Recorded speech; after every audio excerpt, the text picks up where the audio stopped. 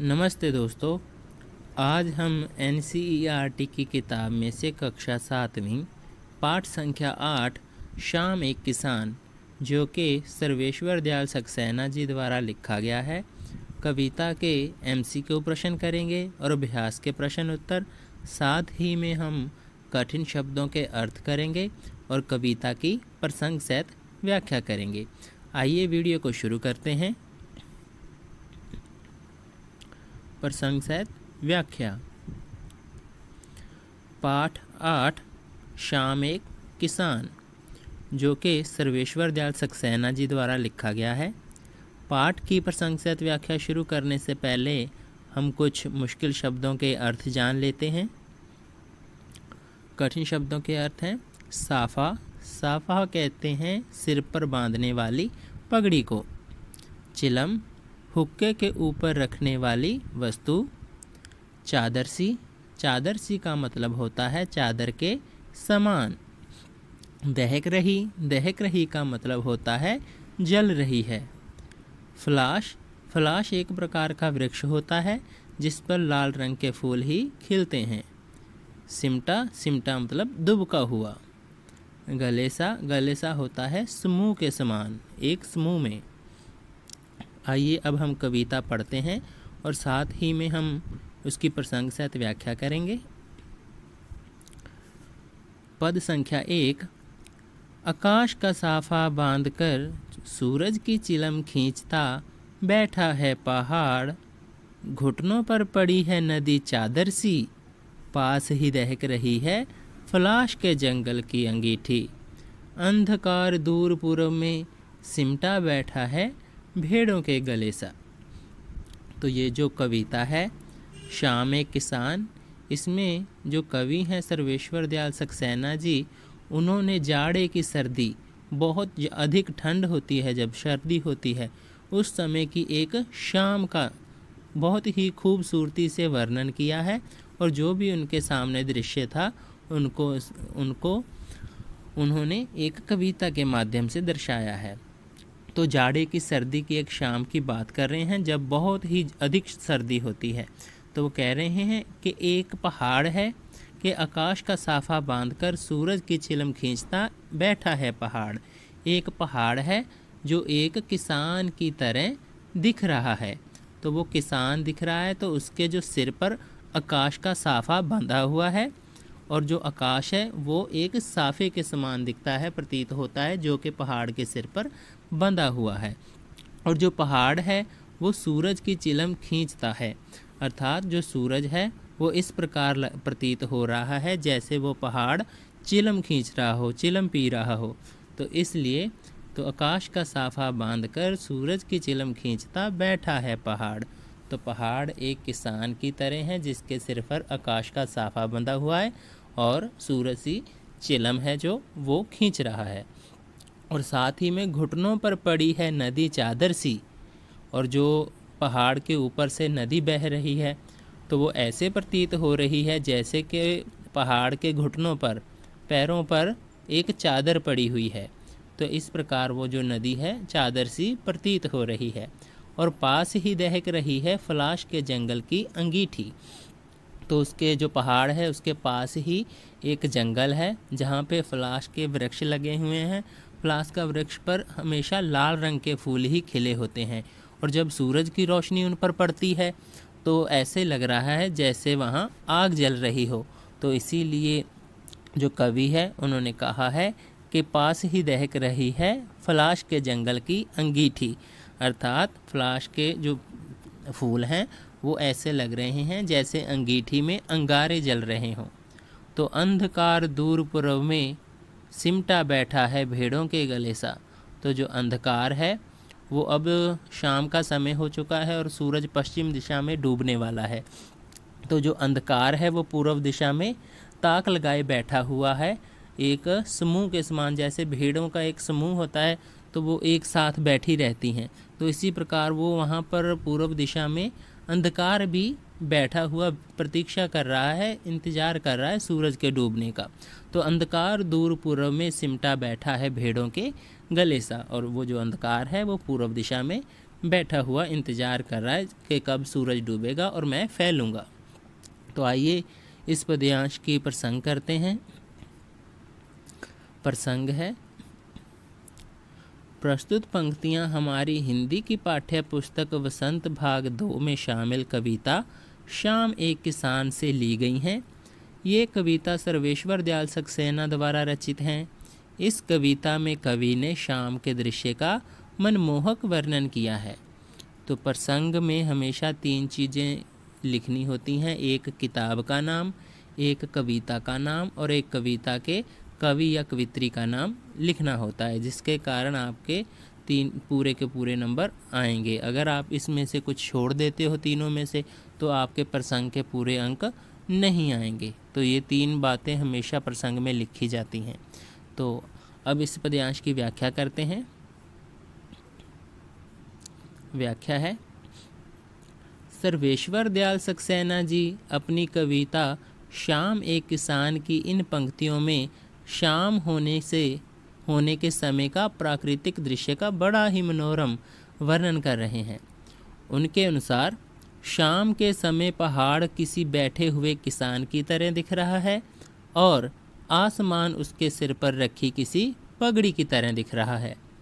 पहाड़ के नीचे बह रही नदी किसान के घुटनों पर रखी किसी चादर जैसी लग रही है।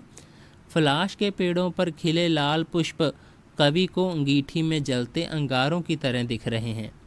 पूर्व में फैलता अंधकार सिमट कर बैठी भेड़ों की तरह प्रतीत हो रहा है। पश्चिम दिशा में मौजूद सूरज चिलम पर रखी आग की तरह लग रहा है। चारों तरफ एक मनभावन शांति छाई हुई है।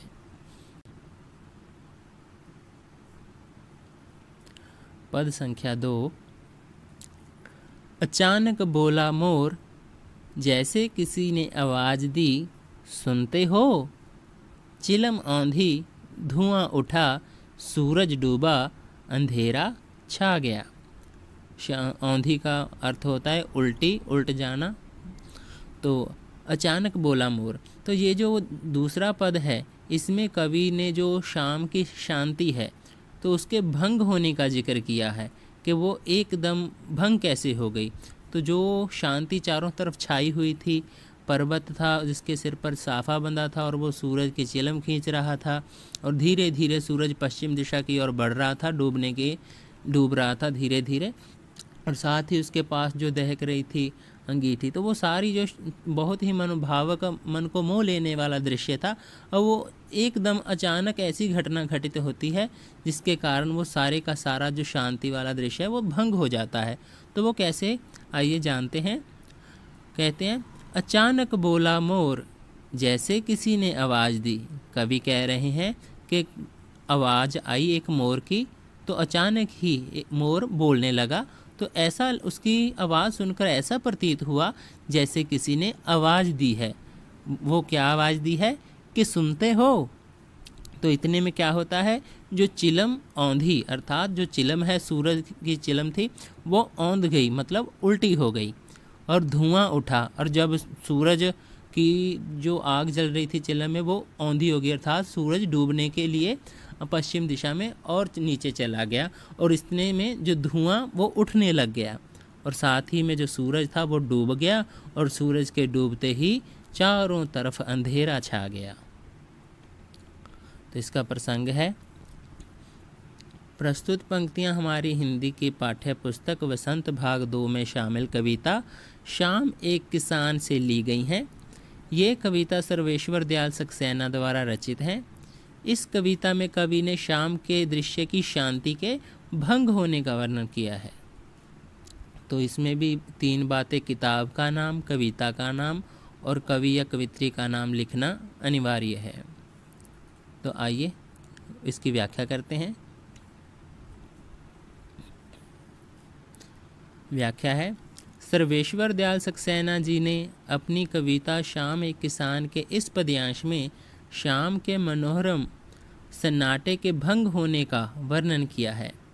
चारों तरफ छाई शांति के बीच अचानक एक मोर बोल पड़ता है, मानो कोई पुकार रहा हो, सुनते हो?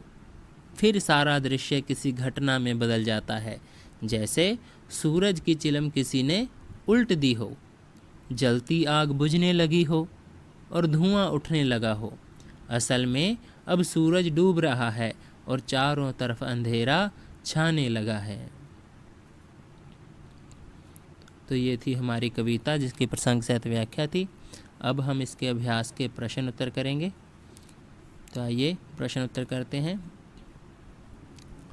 तो श्याम एक किसान, पहले बहुविकल्पीय प्रश्न कर लेते हैं। तो प्रश्न संख्या क है, श्याम एक किसान कविता के रचयिता कौन है? भवानी प्रसाद मिश्र, सर्वेश्वर दयाल सक्सेना, नागार्जुन या शिव प्रसाद सिंह? तो इसका उत्तर है सर्वेश्वर दयाल सक्सेना। प्रश्न संख्या 2 है, पहाड़ को किन रूपों में दर्शाया गया है? संध्या के रूप में, किसान के रूप में, एक पहरेदार के रूप में, एक बच्चे के रूप में? तो इसका उत्तर है किसान के रूप में। प्रश्न संख्या 3 ग है, चिलम के रूप में किसका चित्रण किया गया है? पहाड़ का, फ्लास्क का, अंगीठी का, सूर्य का? तो उत्तर है सूर्य का। प्रश्न संख्या घ है, पहाड़ के चरणों में बहती नदी किस रूप में दिखाई देती है? चादर के रूप में, साफे के रूप में, चुन्नी के रूप में, किसान की धोती के रूप में? तो इसका उत्तर है चादर के रूप में। प्रश्न संख्या है 5, कौन सी अंगीठी दहक रही है? कोयले की, लकड़ी की, फ्लास्क के जंगल की, प्रकृति की? तो उत्तर है फ्लास्क के जंगल की। प्रश्न संख्या 6 है, चिलम औंधी होना किसका प्रतीक है? सूरज के डूबने का, सूरज के चमकने का, दिन खपने का, रात होने का?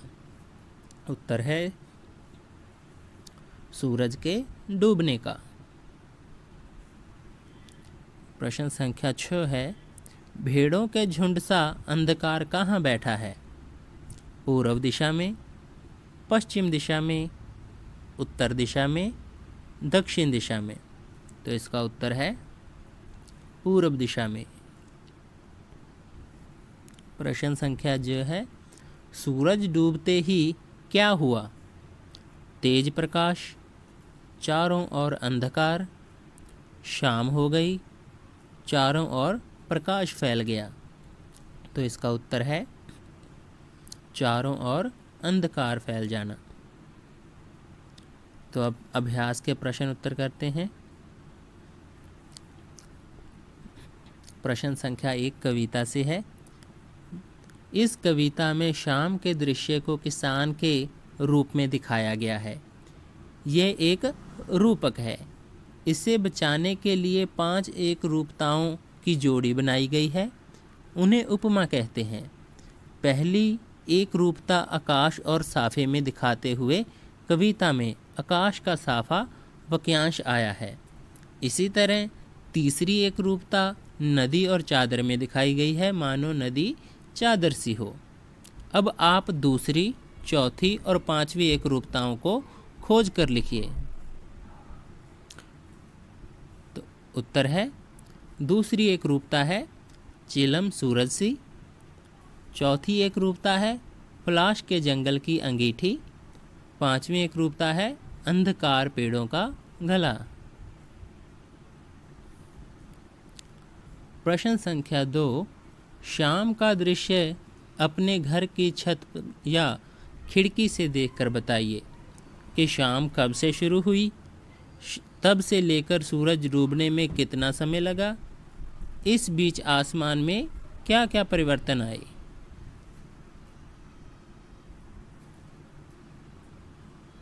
उत्तर है, शाम में घर की छत या खिड़की से देखने पर पता चला है कि सूरज के पश्चिम में पहुंचने के साथ ही संध्या होने की रंगत होने लगता है। शाम से सूरज के डूबने तक में लगभग 1 से 1.5 घंटे का समय लगा। गो है इस बीच आसमान में लालिमा छा जाती है। नारंगी तथा बैंगनी रंग के बादलों से आकाश व दिशाएं ढक गई हैं। तो आप अपनी छत पर या किसी अपने घर की खिड़की से शाम के समय जब सूरज डूबने वाला होता है, संध्या होने वाली होती है, तो अब आप सूरज को देखकर खुद भी अनुमान लगा सकते हैं। तो जैसे जैसे आप आसमान में आए परिवर्तन देखते हैं, उन्हें अपनी पक्की कॉपी पर या अपनी किसी कॉपी पर लिख लीजिएगा। तो ऐसे भी लिख सकते हैं और ये वाला लिख लीजिए अगर आपको लिखना है तो। प्रश्न संख्या 3। मोर के बोलने पर कवि को लगा जैसे किसी ने कहा हो, सुनते हो? नीचे दिए गए पक्षियों की बोली सुनकर उन्हें भी 1 या 2 शब्दों में बांधिए। तो पक्षी हैं हमारे पास कबूतर, कौवा, मैना, तोता, चील और हंस। तो उत्तर है कबूतर। कबूतर के लिए हम कह सकते हैं कहाँ जा रहे हो, क्योंकि हम जानते हैं कबूतर को प्राचीन समय में संदेश एक जगह से दूसरी जगह पहुंचाने के लिए इसकी सहायता ली जाती थी। तो इसलिए हम कह सकते हैं कहाँ जा रहे हो। कौवा, सुनो रात ना होने दो। तो कौवा हमें पता है काले रंग का है, तो हम इसके लिए शब्दों का प्रयोग कर सकते हैं कि जैसे काली रात होती है तो सुनो रात ना होने दो। और मैना, मैना के लिए हम, मैना जब बोलती है तो उसके ना आवाज़ बहुत सुरीली होती है, मनमोहक होती है, तो इसलिए हम कह सकते हैं तुम बहुत ही मनमोहक हो। तोता, तो तोता बहुत ही सुंदर हरे रंग का पक्षी है जिसकी चोंच लाल और गले पे काली गानी सी होती है, तो हम इसके लिए कह सकते हैं तुम्हारा समय निराला है। चील, चील कभी भी एक जगह पर नहीं रुकती, तो इसलिए हम इसे कह सकते हैं थोड़ी देर तो रुको। हंस, हंस एक ऐसा पक्षी है जो बहुत ही सुंदर और सफ़ेद रंग का है, दूध जैसा, और ये इसकी एक विशेषता है कि ये शुद्ध चीज़ें ही खाता और पीता है। अगर हम इसके सामने दूध और पानी एक साथ मिलाकर रख दें तो वो दूध को पी जाएगा और पानी उसी बर्तन में रह जाएगा। इसीलिए कहते हैं तुम्हारा कोई मुकाबला नहीं। कविता से आगे के जो प्रश्न उत्तर हैं, तो प्रश्न संख्या 1, इस कविता को चित्रित करने के लिए किन किन रंगों का प्रयोग करना चाहिए। अगर हम इस कविता की कोई पेंटिंग बनाना चाहें, तस्वीर बनाना चाहें, तो किन किन रंगों का प्रयोग कर सकते हैं। तो आइए देखते हैं। तो उत्तर है इस कविता को चित्रित करने के लिए पीला, लाल, आसमानी, नीला, भूरा, सफ़ेद, नारंगी, हरे और काले रंग का प्रयोग कर सकते हैं। तो वो किस लिए, देखिए, तो जो पीला रंग है वो सूरज के प्रकाश के लिए करेंगे हम। जो लाल रंग है वो जो फलाश के वृक्ष के ऊपर लाल रंग के फूल खिलते हैं उनके लिए। आसमान, जो आसमानी है तो कलर आसमान का रंग का जरूरत पड़ेगी। नीला, और जो नदी बह रही है पानी को नीला रंग से करेंगे। और जो भूरा है पर्वत भूरे रंग का दिखाएंगे। और सफ़ेद जो साफ़ा है आसमान और उसका जो साफ़ा है वो सफ़ेद दर्शा सकते हैं। जब सूर्य डूबने वाला होता है तो बादलों का रंग सफ़ेद और नारंगी भी कर सकते हैं। और हरे और काले रंगों का प्रयोग करना चाहिए। तो हरे रंग के लिए जो वृक्ष हैं और जो पास में जो जंगल हैं वो सारे के सारे हरे करने चाहिए। और जब अंधेरा, सूरज डूब जाएगा, अंधेरा हमें काले रंग से दर्शा सकते हैं, तो इसलिए इन रंगों का हम प्रयोग करेंगे। शाम के समय ये क्या करते हैं, तो पता लगाइए और लिखिए। तो शाम के समय में ये जो नीचे नाम दिए गए हैं वो क्या करते हैं। पक्षी हैं, खिलाड़ी हैं, फल वाले हैं, माँ, पेड़ पौधे, पिताजी, किसान या बच्चे। ये शाम के समय सब क्या करते हैं, आइए देखते हैं। तो जो पक्षी हैं वो चहचहाते हुए अपने घोंसलों की ओर जाते हैं शाम के समय में। जो खिलाड़ी हैं वो शाम के समय में खेल समाप्त कर विश्राम करते हैं। और जो फल वाले हैं वो जल्दी जल्दी फल बेचने हेतु लोगों को पुकारते हैं। वे जल्दी ही सभी फल बेचकर घर जाने की तैयारी में होते हैं। और जो माँ होती है वो शाम के समय क्या करती है, घर के काम निपटाकर परिवार के सदस्यों के साथ कुछ समय व्यतीत करती है। और पेड़ पौधे क्या करते हैं, दिन भर झूमते पेड़ पौधे शाम के समय दम साधे खड़े हो जाते हैं, मानो विश्राम करना चाहते हों।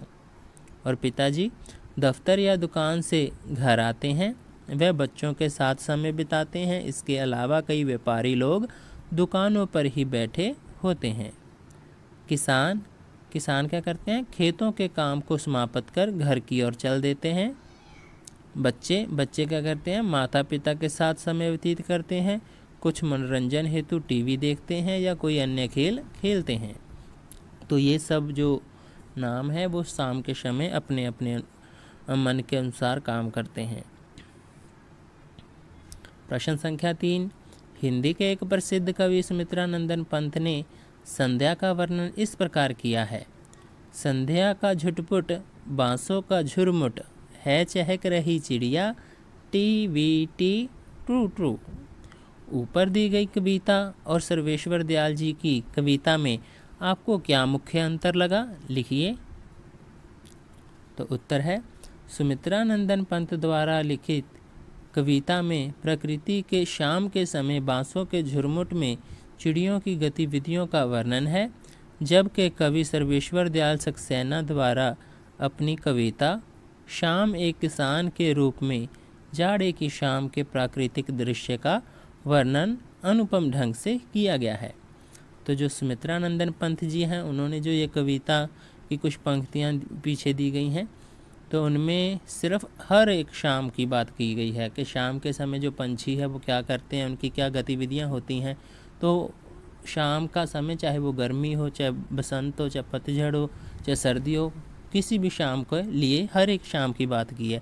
लेकिन जो सर्वेश्वर दयाल सक्सेना जी द्वारा रचित कविता है शाम एक किसान, इसमें जाड़े की सर्दी जब बहुत ही अधिक ठंड होती है, उस ठंड के मौसम का, उस सर्दी के मौसम की एक शाम का बहुत ही मनमोहक ढंग से उसका चित्रण किया है, वर्णन किया है। इसलिए इन दोनों में अंतर है। अनुमान और कल्पना कीजिए। प्रश्न संख्या 1, शाम के बदले यदि आपको एक कविता सुबह के बारे में लिखनी हो तो किन किन चीज़ों की मदद लेकर अपनी कल्पना को व्यक्त करेंगे। नीचे दी गई कविता की पंक्तियों के आधार पर सोचिए। तो कुछ हमें ये पंक्तियाँ दे दी गई हैं और बोला गया है, जैसे सर्वेश्वर दयाल सक्सेना जी द्वारा शाम के दृश्य का वर्णन किया है और आपने सुबह के दृश्य का वर्णन करना है। तो ये हिंट दिए गए हैं आपको, तो इनके ज़रिए आप एक कविता लिख सकते हो सुबह के बारे में।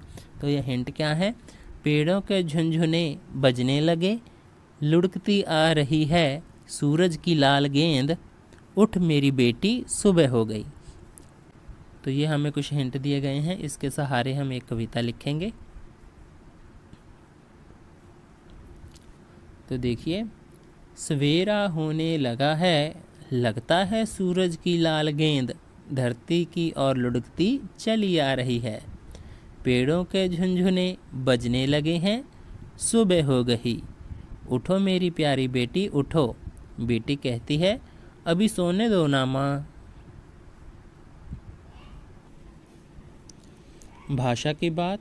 प्रश्न संख्या 1, नीचे लिखी पंक्तियों में रेखांकित शब्दों को ध्यान से देखिए। घुटनों पर पड़ी है नदी चादर सी, दूसरा है सिमटा बैठा है भेड़ों के गले सा। तीसरा है पानी का पर्दा सा मेरे आसपास था हिल रहा। चौथा है मंडराता रहा था एक मरियल सा कुत्ता आसपास। 5वें नंबर पे है दिल है छोटा सा छोटी सी आशा। 6ठे नंबर पे है घास पर फुदकती नन्ही सी चिड़िया। तो इन पंक्तियों में सा सी का प्रयोग व्याकरण की दृष्टि से कैसे शब्दों के साथ हो रहा है। तो ये वाले जो हमें कुछ वाक्य दिए गए हैं, इनको रेखांकित किया गया है, अंडरलाइन किया गया है। तो इनको ध्यान से देखिए कि ये जो सा सी शब्द हैं तो वो किन किन शब्दों के साथ लगे हुए हैं। और व्याकरण की दृष्टि से तो ये बताना है हमने कि इनका प्रयोग किसके साथ हुआ है। जैसे चादर, गले, पर्दा, मरियल, छोटा या छोटी, नन्ही। तो इन शब्दों को व्याकरण दृष्टि से कैसे देखा जाता है? तो उत्तर है, इन पंक्तियों में सा सी का प्रयोग व्याकरण की दृष्टि से संज्ञा और विशेषण शब्दों के साथ हो रहा है। चादर, गले, छोटी, नन्ही संज्ञा एवं विशेषण शब्द हैं। प्रश्न संख्या 2, निम्नलिखित शब्दों का प्रयोग आप किन संदर्भों में करेंगे? प्रत्येक शब्द के लिए 2-2 संदर्भ वाक्य रचिए। तो आंधी, दहक और सिमटा। तो ये हमें 3 शब्द दिए गए हैं और इनको 2-2 शब्द वाक्य बनाने हैं हमने, और दोनों में इनका अर्थ अलग अलग होना चाहिए। तो आइए वाक्य बनाते हैं। उत्तर है आंधी। शाम होते ही जोर से आंधी चलने लगी, अर्थात बहुत ही तेज हवा चलने लगी। शाम होते ही जोर से आंधी चलने लगी।